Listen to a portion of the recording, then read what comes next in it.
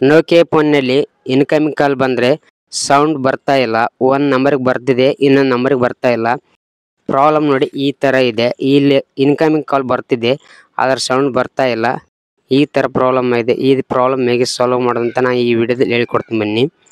ಈ ಥರ sound ಬರಲಾರ್ದೆ incoming call ಬಂತಂದರೆ ಕಾಲ್ ಬ್ಲ್ಯಾಕ್ ಲಿಸ್ಟ್ ಬಿದ್ದಿರುತ್ತೆ. ಇವಾಗ ನಾನು ಹೇಳೋ ಸೆಟ್ಟಿಂಗ್ ಫಾಲೋ ಮಾಡಿ ಈ ಪ್ರಾಬ್ಲಮ್ ಈಸಿಯಾಗಿ ಸಾಲ್ವ್ ಆಗುತ್ತೆ. ಫಸ್ಟು ಮೆನು ಬನ್ನಿ.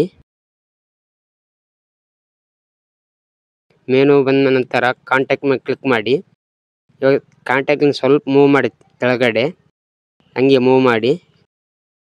ಇಲ್ಲಿ ನೋ ಸ್ಕ್ರೀನಿಂಗ್ ಅಂತಿದೆಯಲ್ಲ ಅದರ ಮೇಲೆ ಕ್ಲಿಕ್ ಮಾಡಿ. ಇವಾಗ ಇಲ್ಲಿ ನೋ ಸ್ಕ್ರೀನಿಂದಾಗ ಯಾವ ನಂಬರ್ ಇರ್ತದೆ ಅವೆಲ್ಲ ನಂಬರ್ನ ಡಿಲೀಟ್ ಮಾಡಿ.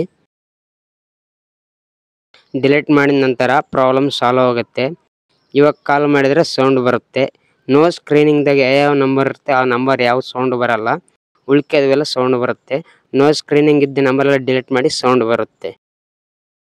ವಿಡಿಯೋ ಯೂಸ್ಫುಲ್ ಆದರೆ ಲೈಕ್ ಮಾಡಿ, ಹಾಗೆ ಚಾನಲ್ ಸಬ್ಸ್ಕ್ರೈಬ್ ಮಾಡ್ಕೊಳ್ಳಿ.